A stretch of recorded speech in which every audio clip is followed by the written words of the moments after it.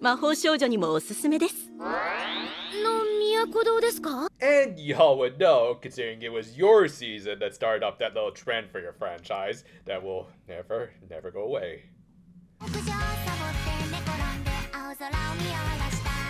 We opened this week with Shikimoto announcing that his throat was feeling good, and thus it was a good night for the standard bonding event for a fledgling company. Karaoke 懇親会?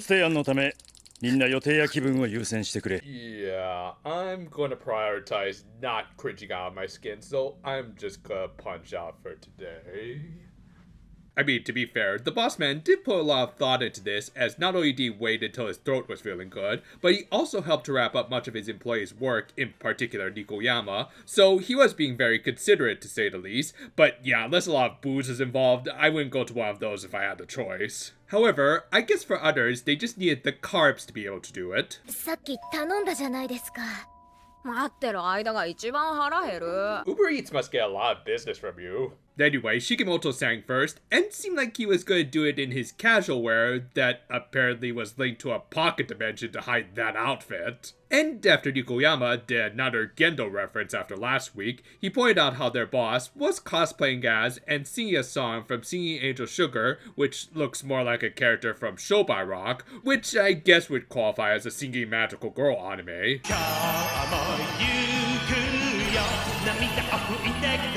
Though, I think I'd rather hear him sing about children's card games. I mean, good for Rikia Koyama, who was notoriously shy over singing in the Yakuza series, but yeah, dude, I ain't buying your song. Though at least he was better than Nikoyama, who I'm gonna guess was singing an opening to a visual novel. Yeah, I think he sounds a lot better when he's singing alongside Ash.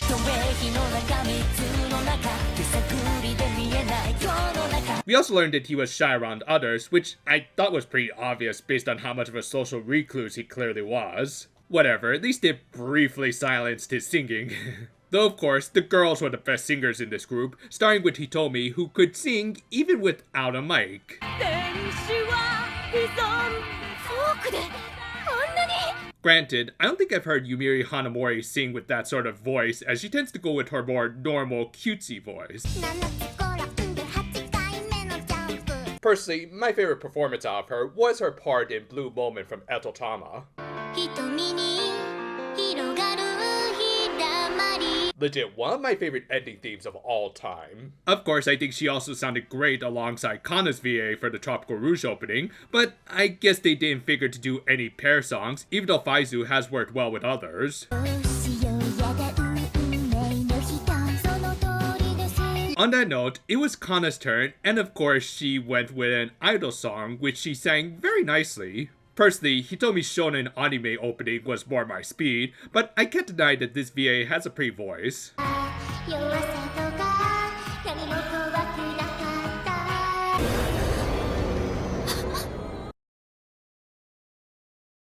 But yeah, overall, a fun little scene with cringy singing, which is just kind of in the spirit of karaoke. Of course, it also helped to hint at everyone's character, like Shigimoto's confidence in his love for magical girls, Nikoyama's shyness, Hitomi's hot-headedness, and Kana's hinted desire to be more expressive, and as she should be, as she clearly had the talent for it, both as a magical girl and a singer. Though, and Kaede didn't sing anything, I'm guessing because his VA, Ryota Osaka, tends to sing more in groups than solo. Anyway, the scene also highlighted another important detail about the show and what Magilumiere was trying to accomplish. Just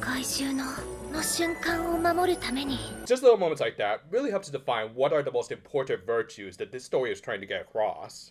The group split up after karaoke, with the ladies getting on the same train, while the guys took different routes. Though Shikimoto had some unfinished paperwork at the offices, so he circled back before heading home. On the train, the magical girls discussed what their boss was like before starting up their little company, and hinted at his past with Koga. Just a little lore building, though also just more reason to make fun of his choice of fashion. Still, can't deny that the dude was a hard worker, as he ended up working late and got an email that would become more significant the next day. Understandably, everyone, sans Kaede, had strained windpipes the next day. Though gotta give special praise to Hitomi for actually sounding subtly strained as opposed to overdoing it like with Nikoyama.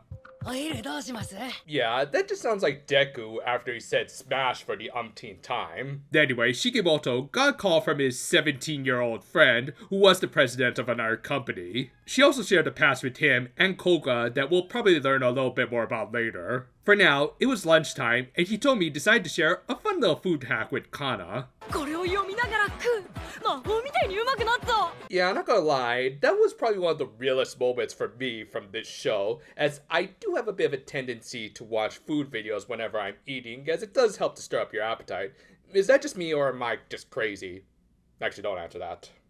Anyway, Shikimoto decided to send Kana to work a collab with his old friend Miyako Aso's company for a week. They were actually mostly a cosmetics brand, but did have a smaller department focused on magical girl activities. Again, very true to life. Still, it was a very sensible arrangement, as Kana could help to improve the department, and in return, she could learn more about how big companies worked. She'd also be paired with a different partner, as he told me would be on paid vacation for the week. This turned out to be a very pretty and seemingly pleasant lady named Lily Aoi. Did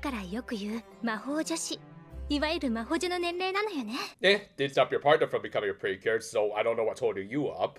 Yeah, on a bit of a side note, I'm surprised that the other half of Ran and Rom hasn't landed any precure roles yet, even though she is at the ideal age and skill level for them. Hell, it even kind of reflected in this character, as even though she had been friendly throughout their introductions, the episode ended with her interrupting Kana's magical girl talk for instead stuff about outfits and tea.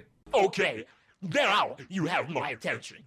This is a pretty fun, easier going episode after a couple episodes where we had to deal with the stresses of an evil corporal. The karaoke stuff was fun, with a little good singing, mostly from the girls, that also deepened the show's characters and themes at least. From there, they seem to be starting a story arc where Kana will have to deal with not an evil company, but one that is a little bit off the mark. And if they take things in the directions I'm kind of expecting, well, I'm just gonna have a fun time analyzing that stuff.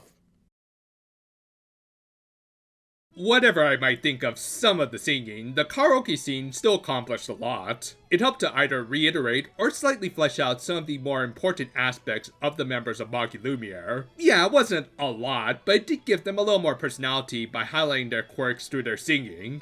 And of course, the speech afterwards about protecting the peace through their job was just pleasant and helped to make them all the more amiable. Meanwhile, the latter half of the episode was the start of a new arc with Kana interning at a company that was clearly nowhere near as mean and soulless as AST, but Miyako-do does show signs of being in the same vein as far as being a corporate entity is concerned. Again, nothing too malicious just yet, and in fact, it does seem like they're going to highlight the nuances of a company that prioritizes commercialism, which is justified here, as they are cosmetics first and magical girls second, and yet in this world with monsters all about, that might not exactly fly. Whatever the case, I'm at least interested in seeing Kana work with partners aside from just Hitomi all the time, which even the opening seems to hint at. And overall, this is a fun, cool-down episode with some good slice-of-life moments while still moving the main plot a little in the latter half. While they say karaoke is a good stress reliever, just be sure to always have your throat lozenges and beers ready. Thank you for watching, and I hope you all had a safe and fun Halloween. And if you're in my legal age demographic, well, I hope you're not too hungover. And if you're below that and yet you're still hungover, I'll have to report you. Around these parts, we didn't do much other than put up another villain-themed video, this time about a doujishin crossing over Maho Ako with several other magical girl properties, I'd call that one, so do check it out if you're interested at all. And until next time though, farewell for now my friends, and if you'll excuse me, I think I'll just participate in my own little solo karaoke. 世界中しば